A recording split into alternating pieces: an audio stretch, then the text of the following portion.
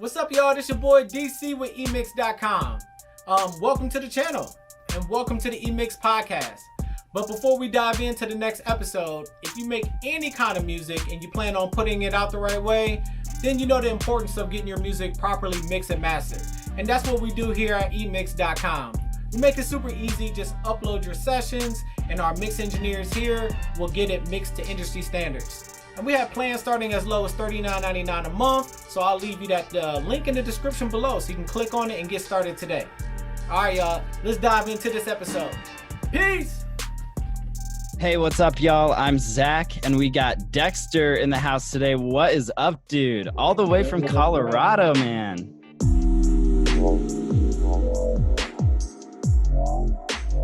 Yeah, chilling out here.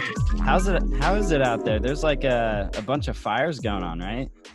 So there's some fires going on. The weather's been interesting. It's hot one day. I think last week it like snowed / sleeted for a little bit. That was interesting, but now it's back to like warm during the day and cool in the evening. So it's been interesting weather. I think it's a norm for Colorado. People like myself who aren't from Colorado aren't used to it. So it's like it's yeah. crazy. Once you're living in it, it's something you get used to for sure. Yeah. But yeah, let's definitely jump straight into this. So tell everyone who you are, how you got into music, and how you got to where you are today. So I go by Dexter. I make deep dub and experimental bass music. I got into music kind of from a homie back in college. He took me to my first show, and then some friends in college kind of introduced me to the scene. And from there, I think I started listening to like electro house at first, and then Some I found Z type stuff. Yeah, and then I found ZZ, and then I was like bass music from there, and Roscoe, and yeah, that's been it since then. Hell yeah, man. What made you have that like transition from like electro house to like deeper stuff? I think at first that was all that I like. When you first get into electronic music, you get into whatever your friends that show you music are into. So it's kind of like that was the first thing that people showed me, and then from there I got to explore a little bit, and then I found like essential mixes, the BBC One is essential mixes, and that exposed me to a lot of different types of music. And from there I found the ZZ essential mix. That was super dope. Hell yeah. And that kind of like sprung a whole different exploration for me. Hell yeah, man. No, I think it's super interesting. Whenever someone gets into the EDM scene, you know, you usually start out like going to shows and stuff. And it's like you said, what your friends usually like. And if they're newer as well, it's most likely going to be back in the day. It was like big room house, electro house, all those like pump up type of songs, like Tiesto type music. But as you go on, you start to get more into like the weirder shit, you know? Yeah, or like the more eclectic things, or stuff that like is a little bit harder to consume on like on a general basis. Like sometimes it's like, hey, like this person's only playing this time, and like their music is not that like promoted, so it's kind of like cool that like you're one of the people who are the first to like get there and get a vibe. Yeah. Definitely, man. So you started producing when, after you started getting into the music scene? When did you start producing? I'm really bad with like exact timelines, but I need a specific date and time. No, I'm just kidding. Generally, I think it was like it was still in college. Like I started DJing first, like doing like some gigs at clubs and some house party things and stuff like that.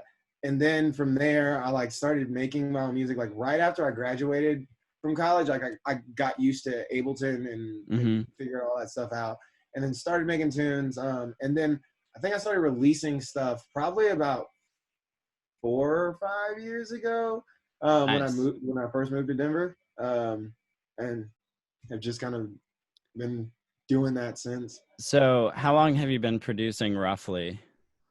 It's probably been about like, I would say 6 or 7 years. Like 6 or 7?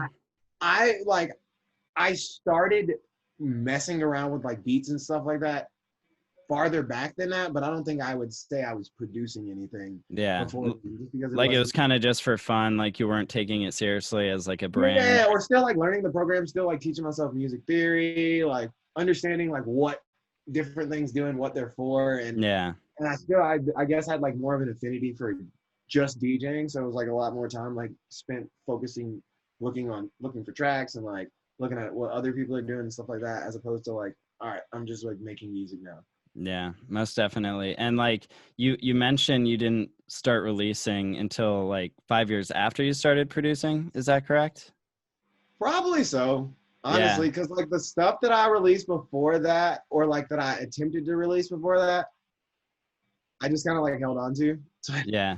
actually, Yeah, I no, actually put it it's off. So it was good. just like me making music in my room, like figuring shit out, like getting all my stuff together. Because like I think at that point I was working off of like a cracked version of Ableton and like all that other like, you know, the stuff that you do when you like first start Yeah. making music. It was like, all right, what can I do with this? Like, and then from there, like I think once I actually was able to get a legitimate copy of Ableton, I was able to actually like have enough things work in the program to make a track worth releasing. Mm. Because like before then, it was just like, oh, this is good, but there's so many things that I'm missing, and my program crashes every 5 minutes.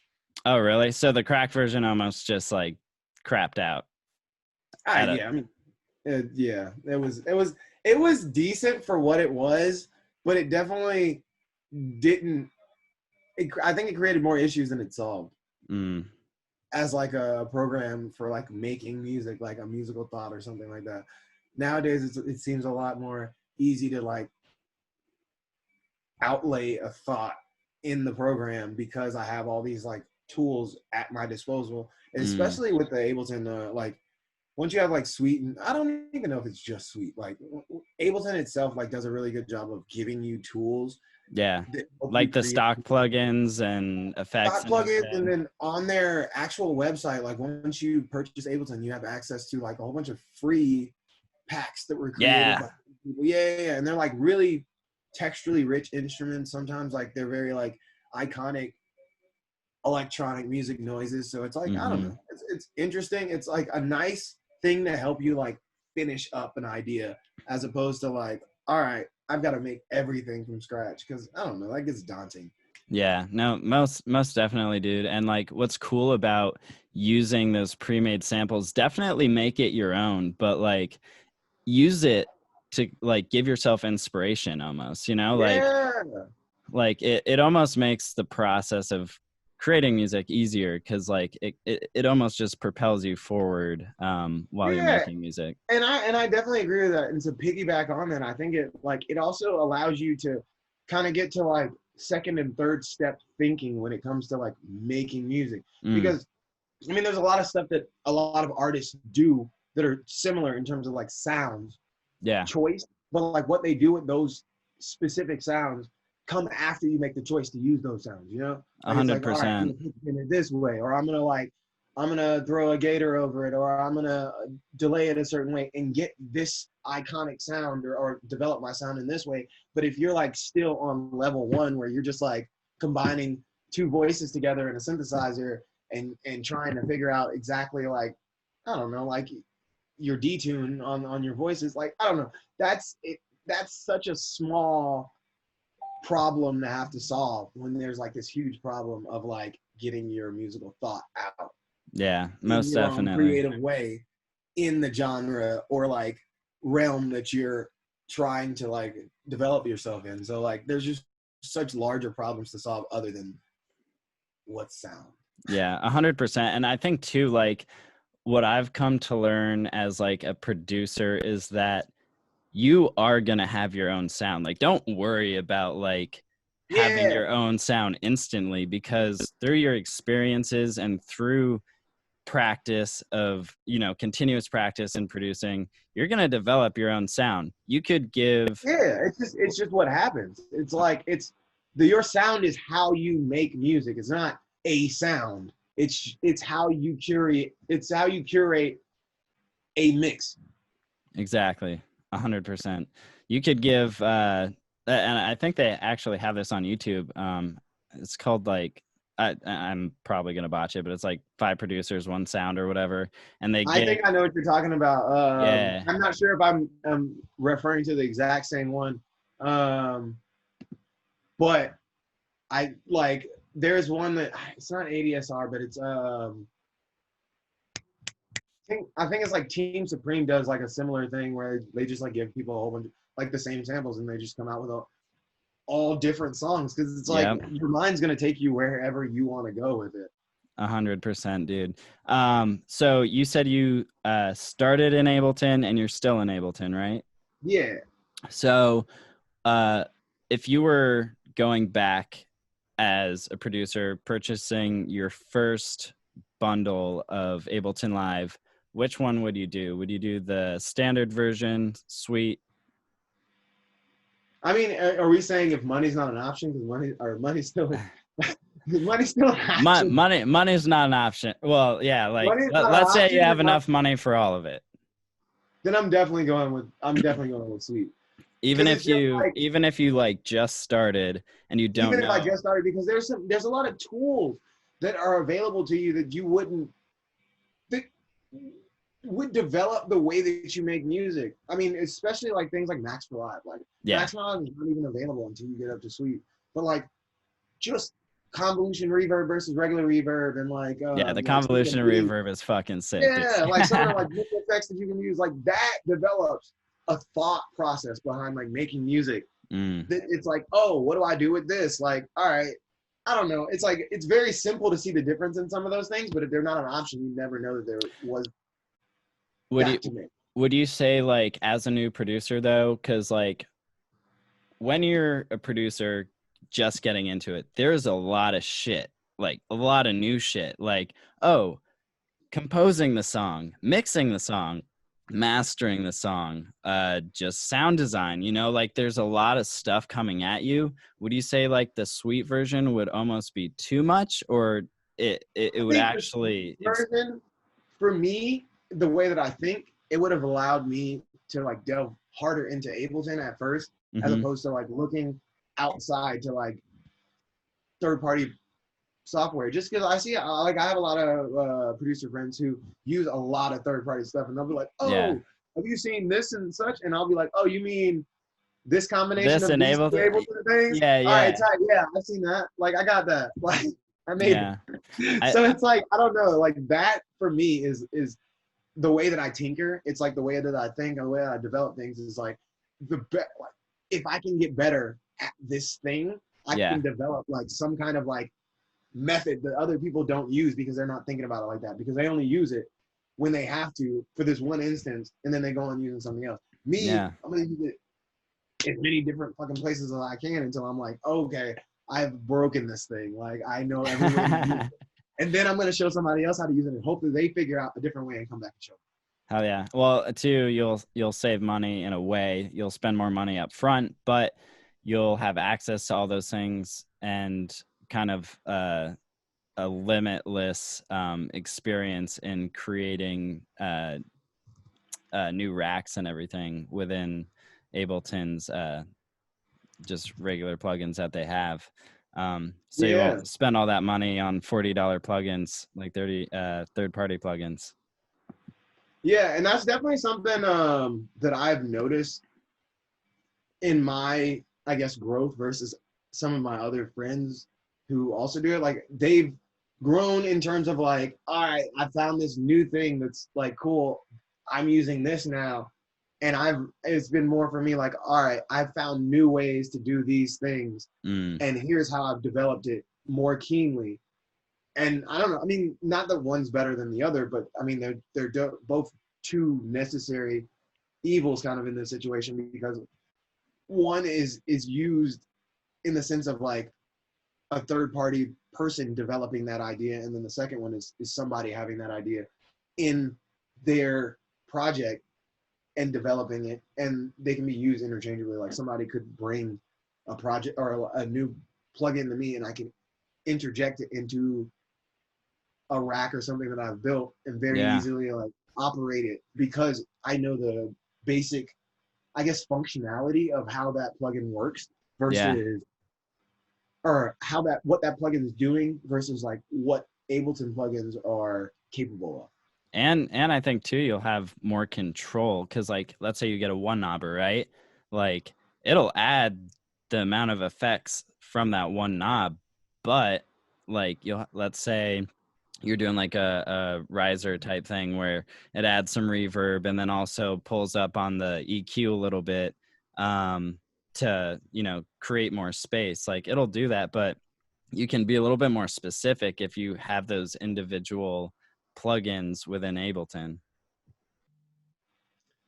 Wait, say that one more time. I'm sorry, my phone just like started vibrating. Oh, you're good, man. No, I was just saying you have a little bit more control if you go the way that you're going, because let's say you have a one knob that's like for a like a riser effect, and you're, you know, what it's essentially doing is it's, you know, pulling up on the EQ a little bit and it's creating some reverb and just space in general. But if you do it the way that you do it, you have a little bit more control on, you know, those parameters. Yeah, and what I'll use something like that for is I'll create multiple versions of that same riser functionality with an effect or something like that I can utilize in different parts of the track to make it sound, I guess, a little bit more unique and organic. So it's not like, all right, I'm just feeling the same movement happen again here. So I definitely agree with that being like more of a unique, or like more something that allows for more control, which in the end allows for more unique development of sound over time. Hell yeah, man. So let's dive deep into your process a little bit. So when you're first starting a track, do you use like templates at all, or do you kind of just start from scratch? What's your process on that? So I have a template that I developed for myself in Ableton. Nice. It's actually about that time for me to go back and revamp it. Revamp it, yeah. Yeah. But it's basically a grouping of drums. I'll group my low end and stuff together, and then like effect sounds together, instruments, and my mid-tone sounds or like bass sounds all together, just because I'm making bass music. And then from there, I usually just kind of, it's never a one exact way that I start a project. I never like just start with drums or just start with like bass sounds or something like that. It's kind of like whatever I'm feeling that day, or like whatever I'll like search through, or I don't know, whatever's inspired me. Sometimes when I'm making a remix, it's like a lot easier because I'm just like, oh, I'll start with that sound and go in from there. Yeah. When it's more so my music, it might be like, all right, I like this idea that I heard in a track. Like, let me try to make something like that real quick, and then develop it all from there. Yeah. So it's never the same each time. No, definitely never the same. And I think that for me is what makes it interesting and makes it easier for me to do it. Cause I'm never like, all right, I have to do this way before I feel like okay with it. I'm just like, hey, let's see how far I can get with this. Yeah. Whatever I've started with. Most definitely. So let's say someone again was wanting to start producing bass music. What would you tell them like to get started on when they're first starting producing? Would you be like, hey, work on sound design or work on like structuring the track? What would you tell them to do? So I actually saw a post. I don't remember who I saw it from. I wish I could remember the exact name so I could just like give them credit for like how good of a thought this was. But they were like, if you're just starting off making music, try to make 100 tracks as fast as possible.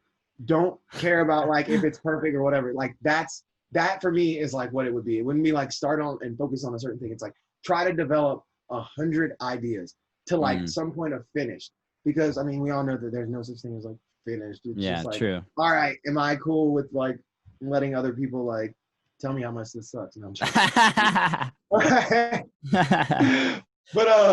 but yeah, like I would say like it's not necessarily about developing one thing. It's about developing your process of like art.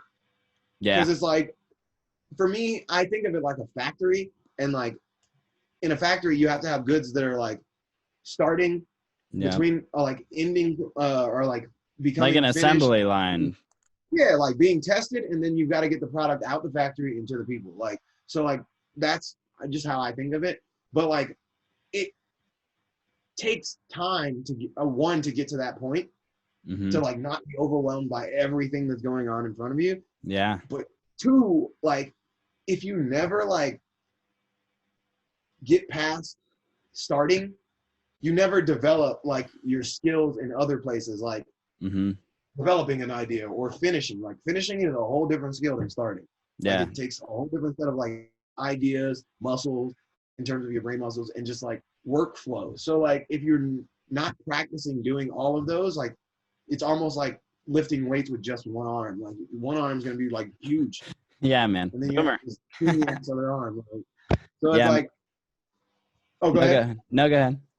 I was about to say, it's, I mean, for me, I've seen a lot of people who struggle with releasing music. It's because they're like at this point where they continue to start music, but they never like go through it and finish it. It's like, I personally start a lot of music, but I think when I started getting better is when I like focused some amount of time or like some amount of energy on finishing music, because it made me have to look at it differently. It made me have to think about it differently. And once that music was done, I didn't look at it the same way. So it like your idea of what finished and done is becomes developed as you finish and do things. 100%, man. I think finishing your music when you first start producing and stuff is extremely important, because you actually build bad habits of not finishing. And if you get stuck in that, it's going to take so much longer till you actually get to the point of, hey, I'm going to start a track this week and finish it and just keep busting out music. You're going to make a new track, not finish it and be like, cool, that was a cool idea. I'm bored. You know, like it'll make you bored easier. I think I did that a little bit at the beginning. I was like, all right, this is not finished. But I mean, I guess to pad the wound for myself, like it definitely did develop me into a different type of artist, because I wasn't just like, all right, this is my new thing, like this is hot, like, yeah. Because I feel like some people do that, and I'm just like, I mean, it's good, but it's not great. You know, it could be more developed. Like you could like look at it differently. So like that was one of the things that I felt like holding on to some of my music helped me develop. It helped me develop like a more refined taste for like what I want to give to people versus what is just like something that's cool for me to like do. Cause like I enjoy making music. It's definitely not a like job to me. I don't think it ever will be, like no matter what level of it I get to do it on. Like I don't think it'll ever be like, all right, I have to do this. It's just gonna be like, all right, let's plug in and like see what I can come up with. Yeah. So I was just gonna say, like, how do you feel when you're producing music? Because like me, I just kind of like space out, and then like it's like 4 hours later, I'm like, oh shit, like this thing is at this point now, and I'm like, what time is it? Sometimes it's like that, but sometimes it's more of like it relates a lot to like different jobs that I've done. Like, all right, this is like, or I'm really big into math and like cooking and I don't know, like math and science things. Like, so it usually seems like I'm making a dish, or like I'm like solving a math equation. So I'm like, all right, how can I do this? Like, especially like what is it, like trigonometry, like proofs and shit like that. You'll have like, you build a loop real quick, like you build something that's interesting, and you're like, what do I do with this? Like, how do I make this equal a track?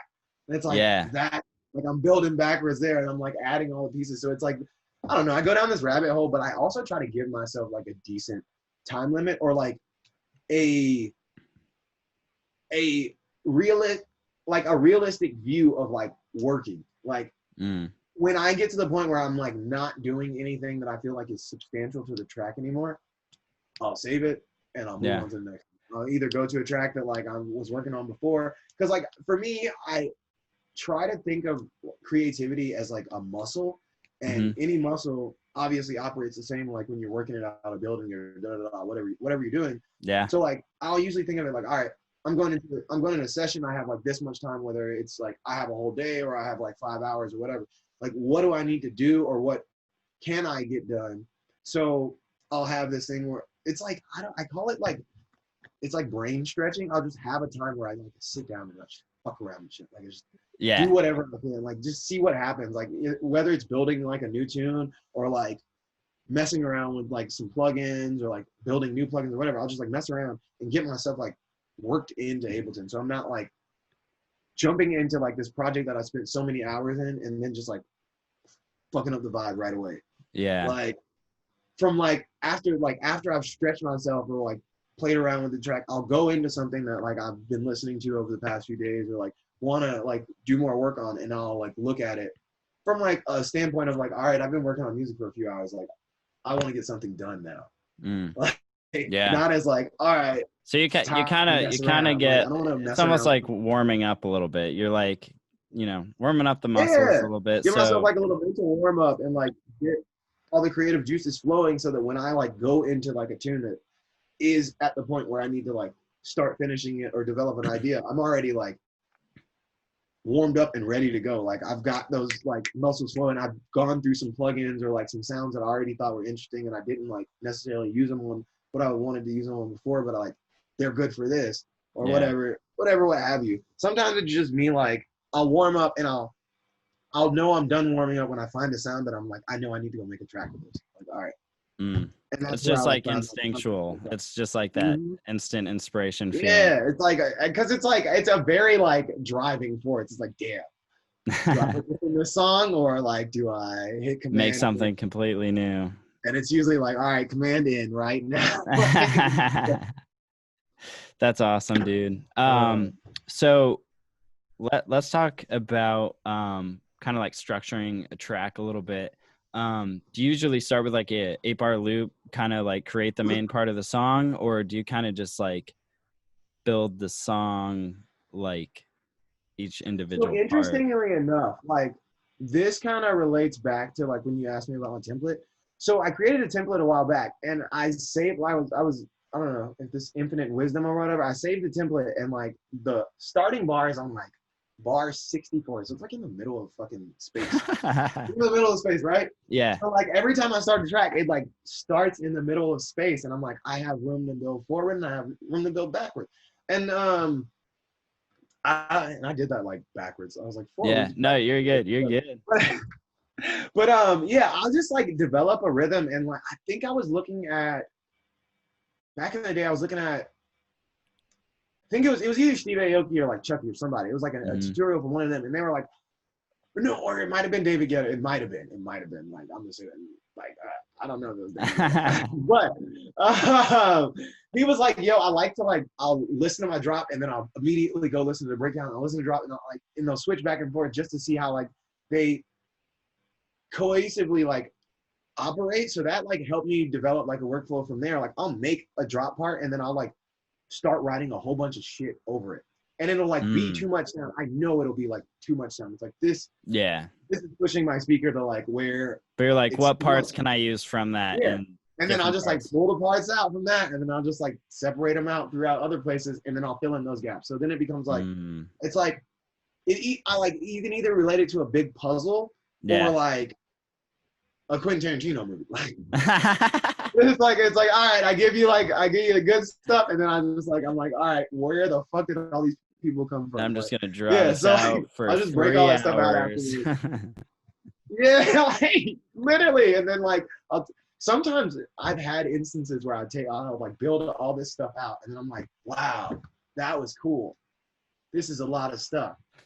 Doesn't necessarily relate, but how am I gonna relate it? And then I'll just like scoop way over in the project, and I'll just start copying and pasting parts together, like just patchwork it together.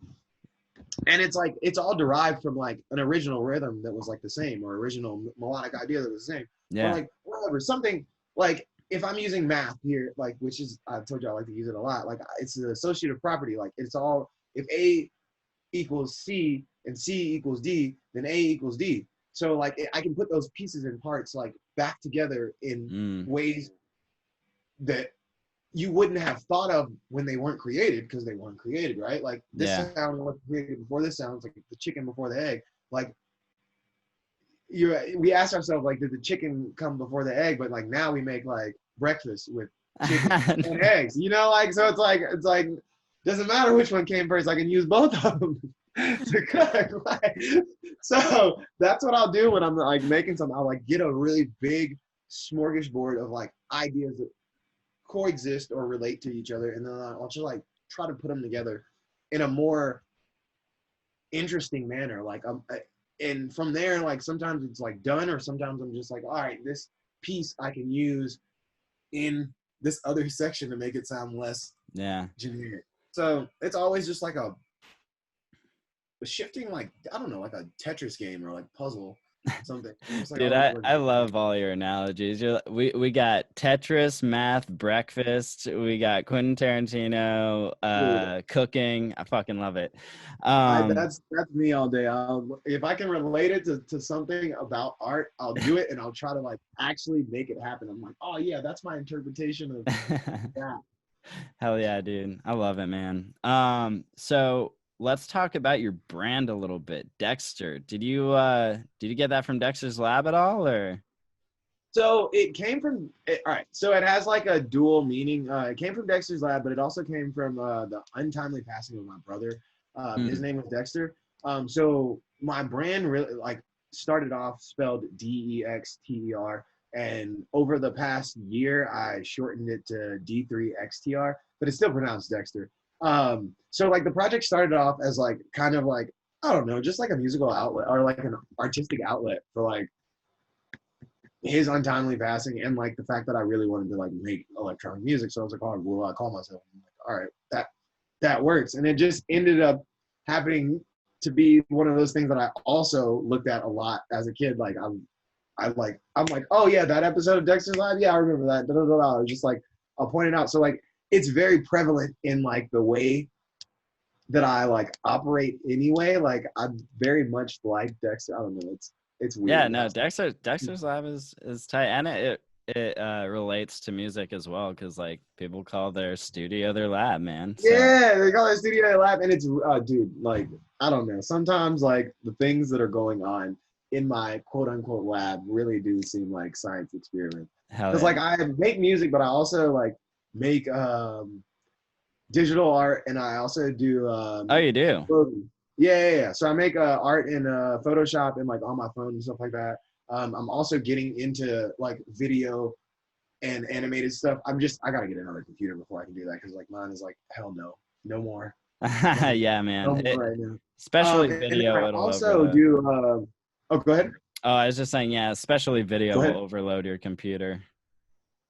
Oh, dude, Ableton itself has overloaded my computer just because of the amount of projects that I have from like making music for this long, that I don't know. I need to do something with them.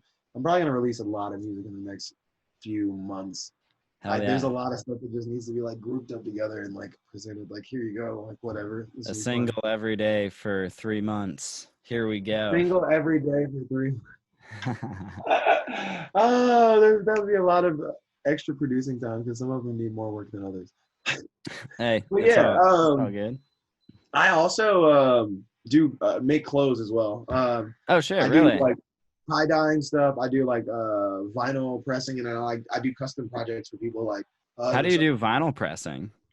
So like the vinyl pressing, it's like this heat transfer vinyl, and I use like a vinyl cutter machine and like this heat press, like this little mini handheld heat press to like do shirts, and that's cool. Been like pretty interesting. It's like helped me grow into like the stuff that I want to do. I'm looking into like buying a screen printing machine. That would be super cool, because I started when I first moved to Denver. I was working for a tech company, like in their marketing department, and like that got me access to Photoshop, and I started making clothing designs there, and I was like doing drop shipping ordering, but they didn't come out exactly the way I wanted to. So like now that I've like developed like my own style of like making clothes, I also want to be able to print on them, so I can like print the clothes, then make it the way I want it. And also I have a homie, I'm like in his like area right now that does like patches. He goes by Patch Daddy.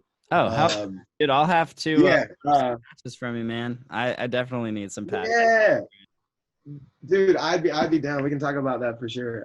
He does like patches and stuff like that. So like I've been working with him to do like some collab stuff, whether it be like patches for like bags or like jackets or things like that kind of incorporate more into my brand, but also larger into like the clothing brand that I've started called Z Fresh. Why Z Fresh? So there's an interesting story behind that. But Z Fresh actually stands for Ziploc Fresh, and it's Yeah, like I get Ziploc. it. Yeah. Yeah, I'll leave it at that. Fresh. But it's like just like I mean, a Ziploc bag, and I felt like it would just be like a little bit easier in terms of marketing and stuff like that to drop the rest of the words of Z Fresh. Because Yeah. like I don't know, in like the old telephone books, everybody would be like A plumbing, so they'd be like. So I was like, all right, well, I'm just gonna the last letter of the alphabet and just it's like fresh. Like, all right, cool.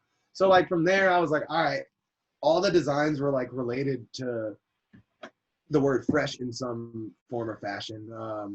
Like back, I don't know. I can show you some of the designs and stuff like from before, but like back in the day, I had like this design. It was just like a whole bunch of coffee beans that like just zoomed in, and then it had like fresh underneath, and it was just like fresh beans, and like I had Hell this yeah.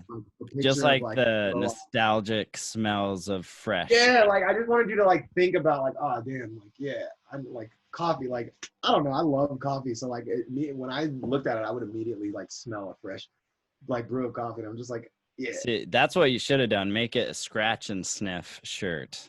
I will also open my Willy Wonka factory and we'll get it popping. Dope. And then I had like some other designs like what was it? There was like one where it's just like a scene of like a mountain with like that just snowed and it was just like fresh powder, and I don't know. Yeah, just dude, like that's stuff like that. I don't know, just like interesting images that I thought about. And I don't know, that was like the initial thought behind everything, but now I've kind of like developed, like have kind of leaned into trying to make more geometric art and things like that. So I don't know, I'm blending like all these ideas and like different art styles that I've seen in a lot of animation and like I don't know, just like the electronic music scene, and like trying to make that into something that I'll put on a shirt. Like I've seen like designs from it's like PacSun, like or different companies that like that are at PacSun, or like different companies that are like skateboarding brands or something like that. And I'm like, all right, how can I make this design something like this but of my own? And that's kind of been like a focus for me in terms of art, period. Like how can I recreate somebody else's, like what I appreciated about somebody else's idea, like their vibe, but like turned into your like their kind of like inspiration turns into your own vibe. Yeah. And a lot of times I'll literally ask myself like, all right, what was this person like thinking about, or what is this person trying to convey with this? Like, why is this like a powerful image, or like why is this song interesting to me? Like what about this makes it that? And I'm like, all right, let me capture that and like pull it over here and like make it my own. And I think I got that overall mentality from this writer, Austin Kleon. He writes this book called Steal Like an Artist and another one called Show Your Work. And he he goes a lot into just like I guess like what is it? What does he say? Good artists copy, and like great artists like steal. Yep. Something like that. I know that quote. And it's not like let's copy this person's thing and like make it and like call it ours, but it's like if you can like gather the nuance of what makes something good, then you can use that to make so many other good things. It's like as opposed to like learning how to cook one meal, learning how to like actually cook, you can make a whole bunch of meals because you just know what it takes to make food, right? Yeah. So it's like that. And that's where I think like I've really kind of grown art-wise as of late. I've definitely like developed like, all right, this is what I like about art. These are the things that like stand out to me. How do I use these in my own way? And like that has just compounded on itself and like kind of had snowballed effect. I'm like, all right, this thing, that thing, the next thing, like, oh, these all ideas that I like captured from before. Like, let me use these. So it's like, I don't know. It's just like a never ending like train. If you could like imagine I don't know. It's like those old cartoons and stuff where like somebody would take like one piece of a bridge and like keep using it to like make Oh the yeah, next. they're just like laying it out while the train's Yeah. right behind it. Yeah. And it's usually like that. I'm just like gathering something from before to use it to create the next thing, and it just like makes the next usable thing. That's awesome, man. I love that mindset. And it's super cool too that you're not a flat artist, meaning you're not just making music. You are deeply thinking about, hey, how can I use my creativity in film, in t-shirt designs, in branding with my clothing company. Like that's super cool. And just how deep you think about it is super awesome, because I think a lot of people just kind of go into music and creativity in general for the money. But like what it seems to me is like you go into it because you're like super interested on how people think and how you can develop it further. Yeah, I mean, I don't know. Like, I guess like the culture of it all is like what I love. Like, I love art culture. Like, there's something cool about like seeing somebody develop an idea or like seeing a concept be used in like multiple ways and like seeing how people like absorb it, but also like watching like something just like virally like happen. Like, all right, this is now interesting. This came from this, and like I don't know, like it's just like the fucking thing from the Whittler's chat, like the plant thing. Like that is hilarious to me. Like What was it? it's like it was like I think it's like a plant and a lamp.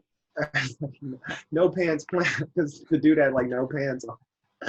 I probably have part of it wrong, but like it's just like these crazy things like, and now like plant is a thing, and then like with this whole fucking COVID, like we have this market of like people live streaming events, and like that has now like transcended to like events at shows also being live streamed.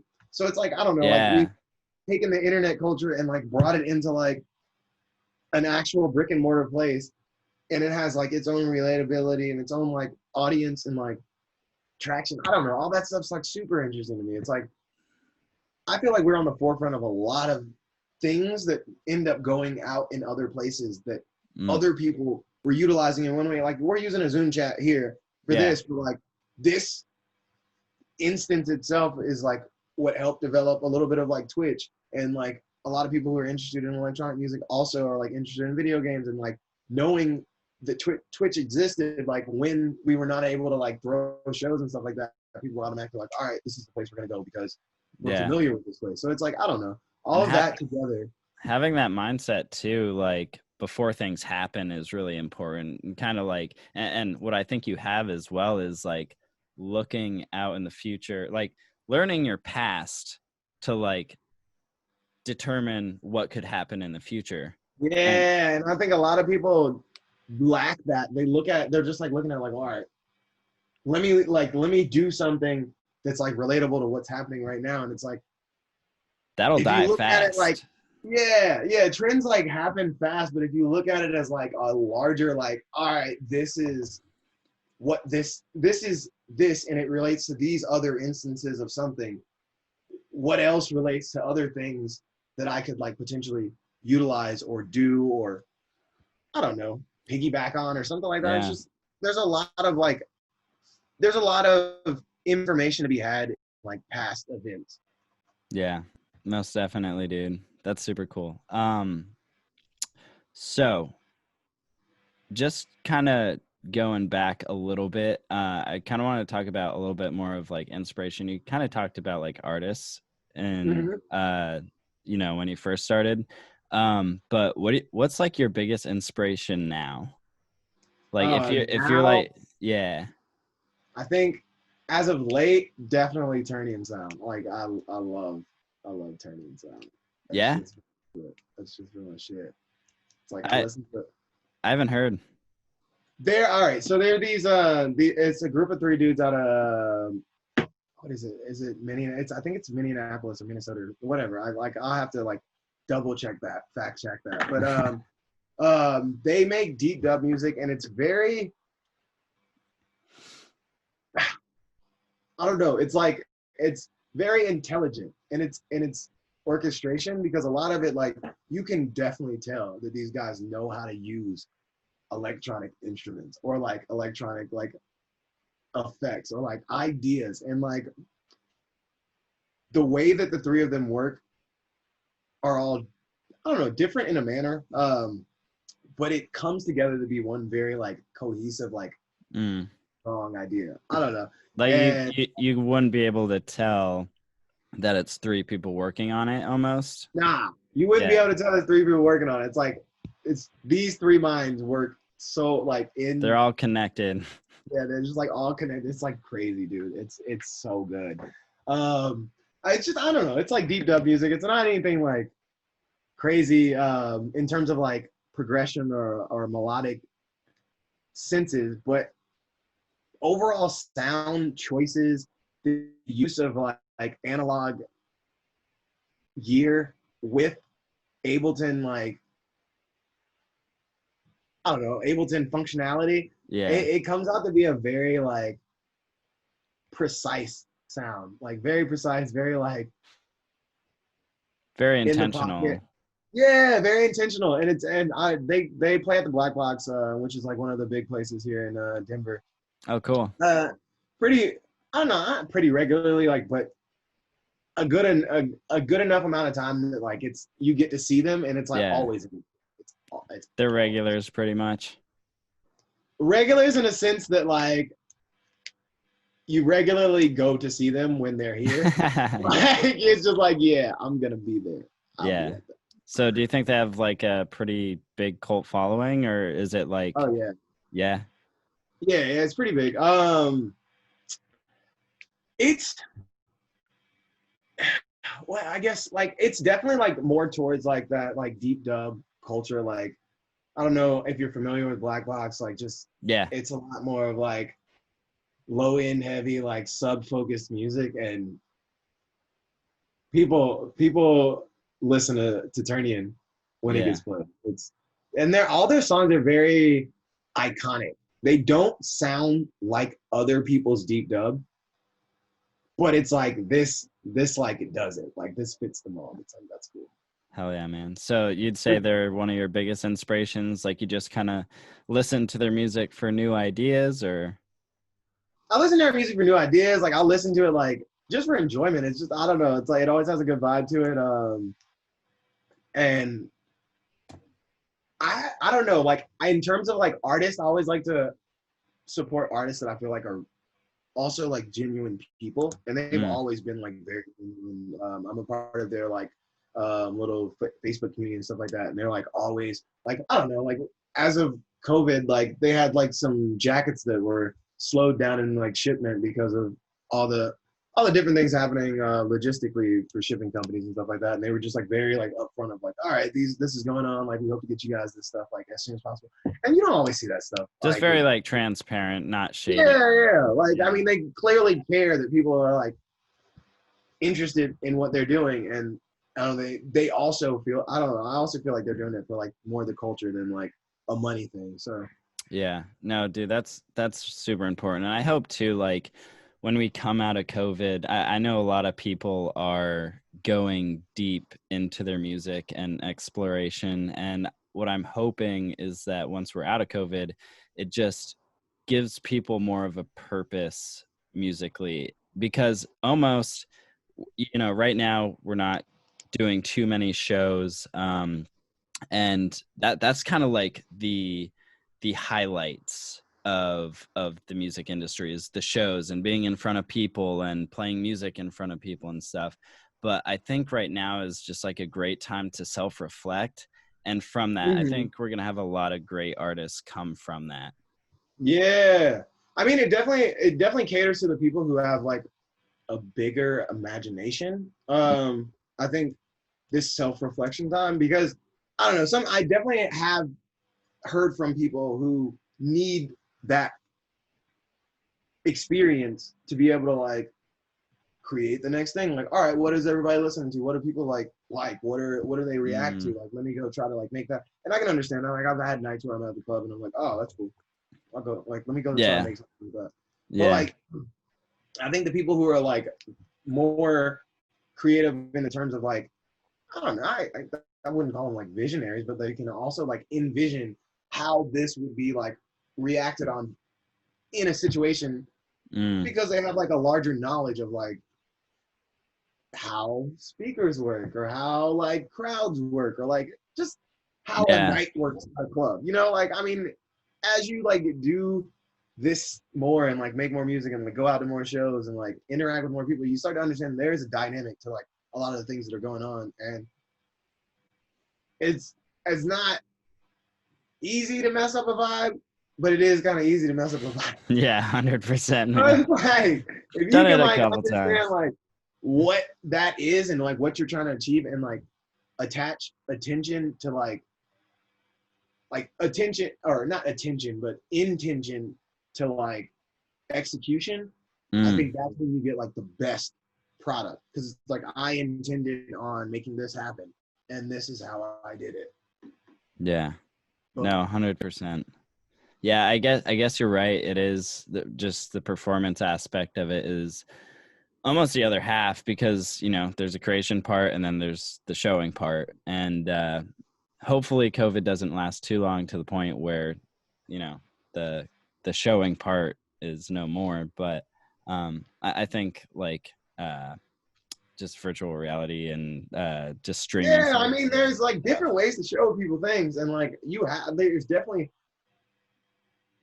still the overall, like, I guess, like want or need for that thing. It's just like, how in this time are we going to develop the ways that we offer that to people other than just like live events. And I don't know, like here in Denver, they've been doing some different things where it's like, we do have shows, but it's like more of, it's, instead of a dinner in a movie, it's like a dinner and a show. So like, yeah, I think I saw something. Table. I forget what it was. They had it, I think it was in Denver, but they had like the screen up and everything, and they had like the DJ up on the balcony. What was that? That's actually another event. One of my homies, shout out to Kaios.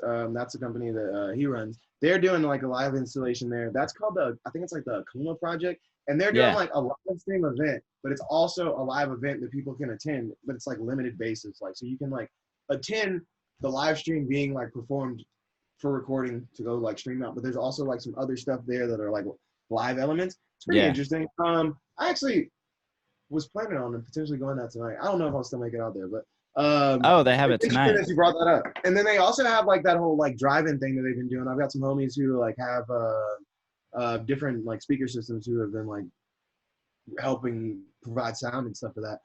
But those are really interesting. That I don't know, like I don't know. I think it's almost like the element of like a camping festival, but just like for a night. Like, and you get your spot, like you get like a spot where you like, it's a pretty, I don't know, it's like a pretty, it's like 2 or 3 parking spots big, and you park your car in there, and like you and like 4 to 6 guests can all party together. So it's like, I think that's pretty intuitive and interesting. I'm not like 100% keen on the asking price for some of these things, but I guess I get it. Yeah, no, I think it's cool, man. And like, you got those big screens to have super cool visuals on, and have a good time still. Yeah. I mean, it's something. It's something. Like, it's better than like letting it all just like whittle out and like die away. So like, even when, if things go back to exactly normal or like a sense of normality, like those ideas that we've developed in the meantime can also be like brought back as like alternatives to just like going to a show. Like, just different options. Also, like, yeah. I think it's helping to grow the market more than people realize, because there's such a large focus on what is not there right now. 100%. It's definitely making people more innovative for sure. Cool, man. Question: as a creative, people can find it difficult to, balance the business side of things. How do you balance the business side of things, whether that is, deciding on when to work on branding, work on marketing, and how do you balance the creative side and the business side of things is what I'm getting at. I'm not gonna say I'm the best at it, just because I'm like, I always juggle a lot of things, but I think for me, one of the best things is having like a little notepad or like something where you can obviously like keep record of your ideas, and your kind of to-do list. I have like 2 or 3 physical notepads that I use for like different things that I need to keep myself on track with, like the clothing stuff that I'm doing, like the music stuff that I'm doing, and then like other things that I'm just doing for other people, whether it be graphic design or a clothing project for them or something like that. So I keep all those ideas separate, and then I also have like the note section on my iPhone that I use a lot. Yeah. That one's like really good. And then my audio recorder, like I just record things. Yeah. I don't know, because it's like the quicker I can get it into like a physical form that I can refer back to it, the less likely I am to like forget it and let it fall to the wayside. And then obviously like calendars help a lot. I probably need to utilize mine a lot more, but like I'm slowly getting into it as like I develop more things that I can't just like sit back and like wait for it to happen. It's like, all right, I gotta like be on top of this and like let these people know that. Dude, calendars are a lifesaver. So, like, no, go ahead. Yeah, calendars are huge. Hell yeah, man. I finally started using them too. It's just nice to like, one, in a way, if you preset everything, you don't have to think about it. And then it's just an automatic reminder the day before, or like however many hours before. And it's like, oh shit, yeah, I got to do that. Okay, here's when I'm going to do it. And then you just follow through. That's the other side. Yeah, and I definitely think it's one of those things like, if you do it like as a task during the week at like the beginning of the week, it helps out a lot throughout the week. So you just have to like make like little edits or like additions along the way, as opposed to like, I don't know, just like not doing anything until like you find out about something. Yeah. Like, all right, like, I don't know. It's like some people, they won't write anything down in the calendar, but they'll accept new things in, and it's like, oh, I have this thing and that thing, and it's like, oh, I overplanned. Yeah. As opposed to being like, all right, I have these amount of things that I've already said that I'm gonna do, and I've like put them in a place. It's like together. Can I accept any more? And do I have the actual physical time to do all those things? So that's been a huge thing for me, like putting it all in a place, or like at least, like I said, recording it all down so I can like look at it realistically and be like, do I have enough time for all this? Can I get it done? And when am I gonna do that? Oh yeah. And I think too, as creatives, like time is almost not real sometimes, you know, like it's like it's very abstract in a way. But I definitely think a calendar would help for a lot of people out there. Let's see real quick. We don't know yet. We'll figure it out after. Okay. Sorry. You're asking about food. You're good, man. So if there was one thing that you could like change about the music industry, what would it be?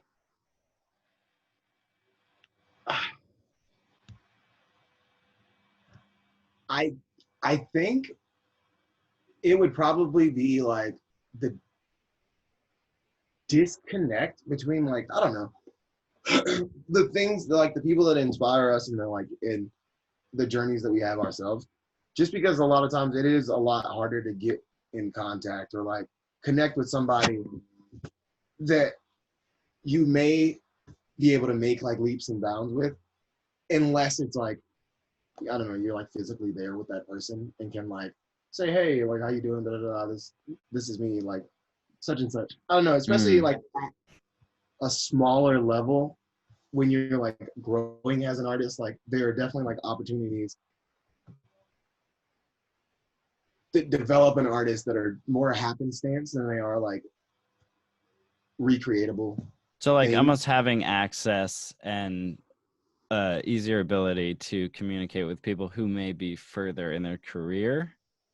Yeah, people who may be further in their career, or people who may be able to like advance your career by having like an interaction with them. And I'm saying more of like a creative interaction, like whether it be working on something with them or like seeing how they do whatever they do. So you can, I don't know, because for a lot of times, like I feel like there's a lot of times where people build up ideas of how things are, or like how people operate or how people are, and it's harder to break down those walls at first because there's such a disconnect between an artist as a person and their art. Yeah. Because there has to be all these different like things that go on when it's in terms of like putting out art or like making yourself seem like an interesting person or entertaining. I don't know, because like I don't know, some people are not as interesting as other people. Yeah. No, yeah. So kind of what you're saying is like, you know, as an artist, you have a brand and you put out your music and it gives off a certain vibe, right? Mm-hmm. But on the other hand, you could be a totally different person. So like kind of making like a situation where you're able to connect more with those artists and able to break down those barriers. Yeah. I mean, yeah. And I think like social media and stuff has done that in some aspects, but then it's also like made it even like more of a distance in others because like things can be misinterpreted and things can be like put out a certain way. And like, I don't know, it's always like an interesting duality. It just shows a lot easier for like everybody to like connect a little bit more, like how especially like on a level of creators. What like ideas have you come up with in order to kind of achieve that? I mean, little things like this, like Zoom chats, like those Twitch streams are really good, like where people are producing what's the other thing that people are using? Patreon. That's really good. Patreon, yeah, like as a fan or something like that, you definitely get a chance to like connect with somebody more, or as like somebody who wants to. All right, sorry about that. We got cut off by the Wi-Fi. Damn Wi-Fi all the time, man. But we were talking about how artists can kind of connect with fans a little bit more on just different platforms. So if you want to continue elaborating on that, feel free.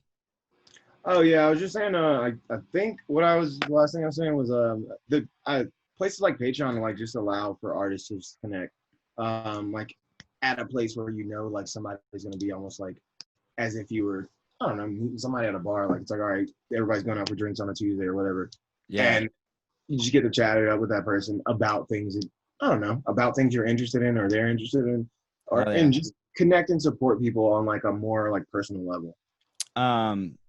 How is Patreon set up? Is it kind of like a storefront, like it's kind of like a subscription based like area that you set up, and like once they subscribe to it they can get things. It's like whether or not it be like a video stream from you or like music or like opportunities to like link over to like buying things or stuff like that. It's basically like just a portal that you can interact and like offer things to people, like your own just like little space.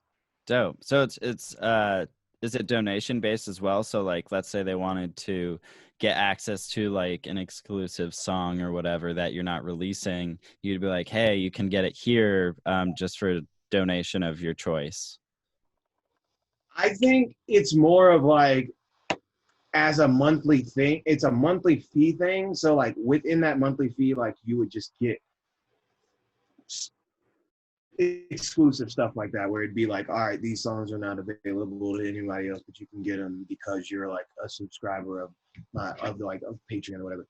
Okay, dope. So like they subscribe to Patreon, or do they subscribe to your channel? They subscribe to your channel through Patreon. So it's like the music OnlyFans. OnlyFans. It's just like the same way that like Twitch works or anything. Like once you like do a subscription on Twitch, like you can get, whether it be like their like custom emotes or like the opportunity to like be a part of like some like black boxes, like Twitch chat is for subscribers only. So like you can still watch the black box thing going on, but you can't like talk. Yeah, you can't interact with the people. Yeah, so it's like you're getting to watch the free show, but it's like you're not at the show like interacting with the folks that are there. And it's like there's some people who have like subscriptions, like the fucking Whittler and shit like that. They have like lifetime subscriptions, so it's like if I subscribe like and the Whittler's in the chat, like I can just like ham it up with them. Yeah, that's tight, dude. That's next level for sure. So your fans can kind of get more on a personal level with you. What is one fact that your fans do not know about you? What is one fact that my fans? Yeah, it could be personal. It could be music based. It could be whatever you want.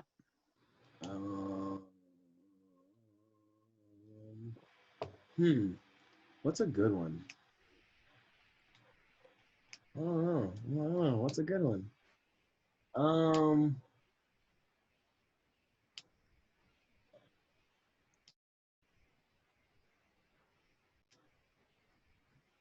I think it's disgusting to eat Skittles together. Like, I think they have to be like, in singular items. All It's right. just like eating the color brown. Like, who does that? Like, Yeah, it's like once you mix all the colors together, it's just gonna be yeah, it's just like one unless color. you get the purple bag. If you get the purple bag and you mix all the colors together, it's like eating like a tropical fruit smoothie.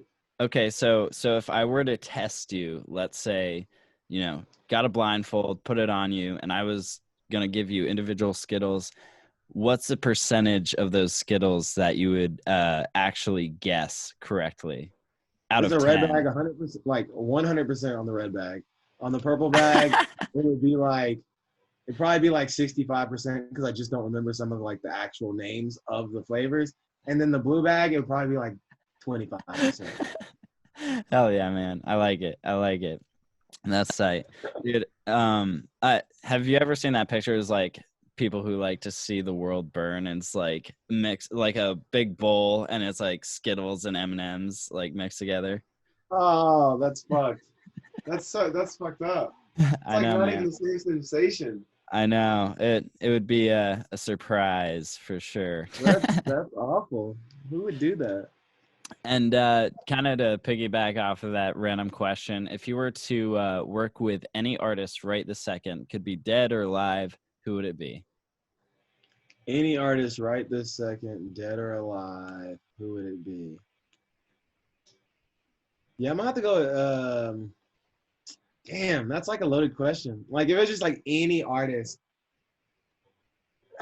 It could be a singer. It could be a producer.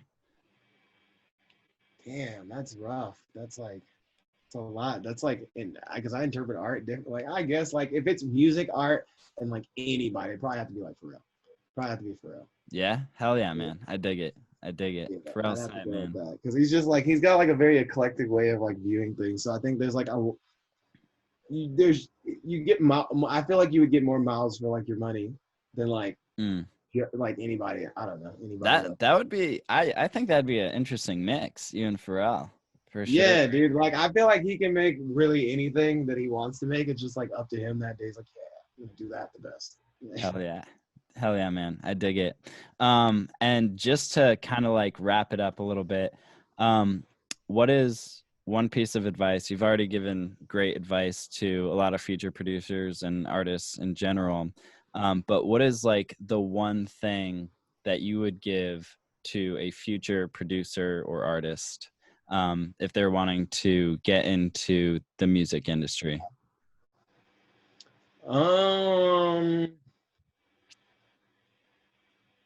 Don't be afraid to show people your artwork. Like it's just literally like I feel like it literally does not become art until you let somebody consume it. Like until then, it's just like an idea or a work in progress or like a project.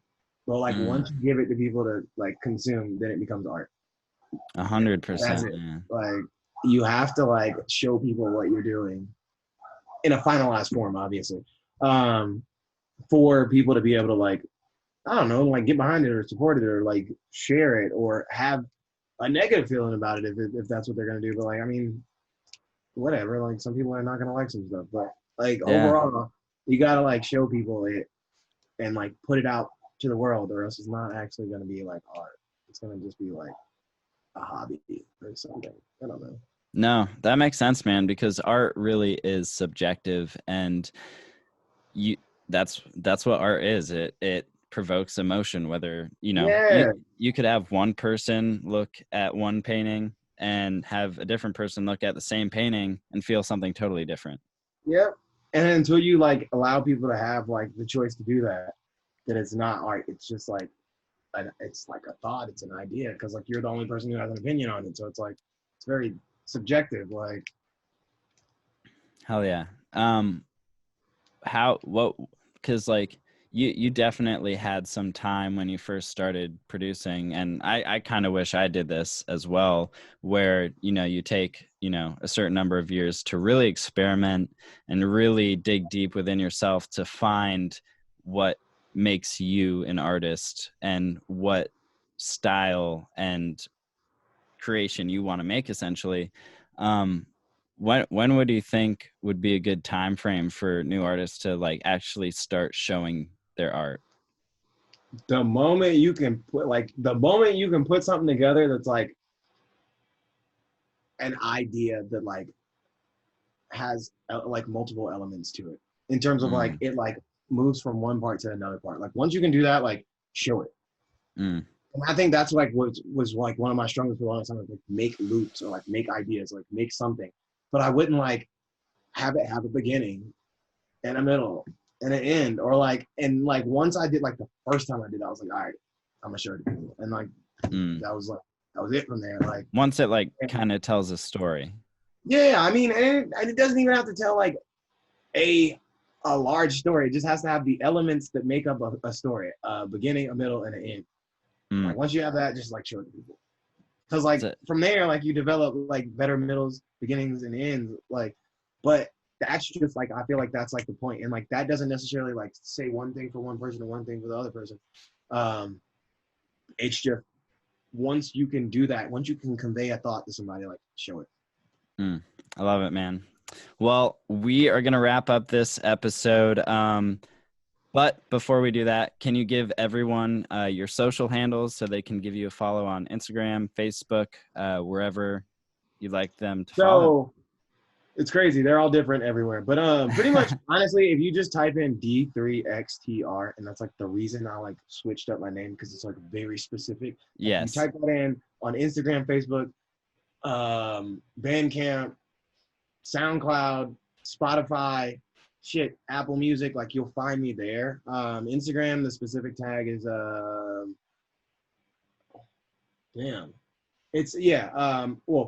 the specific tag is D3XTRRR. And I just put 3 R's just because like if somebody like were to type in any other part of it, it would hopefully like catch it. I have a degree in marketing, so like that's how I think about shit. Facebook, it's Dexter_Dubs. And I think that's the same for Instagram as well. Or same for Instagram as well. But yeah, like I said, if you just type in D3XTR, it'll pop up because like there's nothing else spelled like that. Hell yeah, man, it's unique. So yeah, it works out. Also, like some other places to like potentially look up. I release a lot of music on Massive Music Collective, so check them out. I just started my own collective, Juice Collective, so there'll be some things coming out with that very soon. Hopefully we'll have some like single releases and a comp coming very soon. So that'll be something in the works. And if you ever like, anybody ever wants to like connect with me like on a more personal level, I have a Facebook fan group, Dexter's Lab, and the Dexter spelled D3XTR. Yeah, Dexter's Lab. It's like a public group you can join in, have fun there. I do a lot of exclusive like previews and stuff, and like give people options to like purchase merch and stuff through there. Cool. More custom stuff that like I literally am like at my house making. So like if you really want to like fuck with my art and stuff like that, go on there, because like I post like prints and stuff. Like I'm getting into making a lot more like graphic design prints and stuff like that, because I do collage art and stuff like that.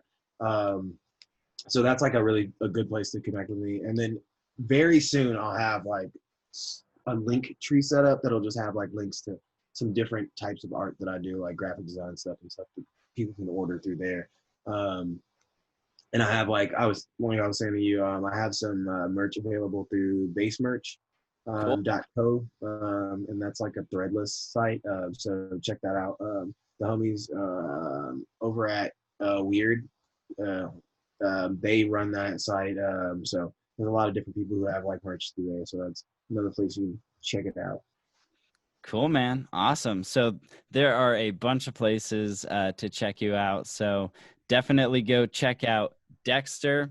And we are going to drop Levitation it's one of your singles, and who you collaborated with someone on this Yeah, one, right? yeah. Shout out to Liquid on this track.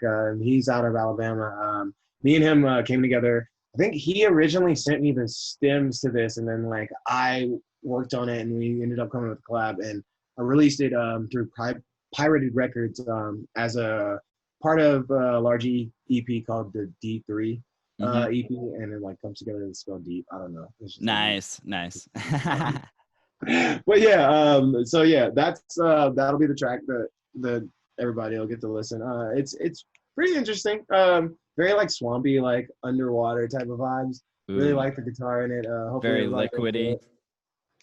Yes, very, very liquidy. Just kind of a gross whale noise thing going on, but you know. Hell yeah, man. I love it. Well, thank you so much for coming on again. This is the Emix podcast. And yeah, dude, pleasure having you, dude. And we are dropping Levitation right now. Hope you enjoy. Peace. Hell yeah. Enjoy, guys. Peace.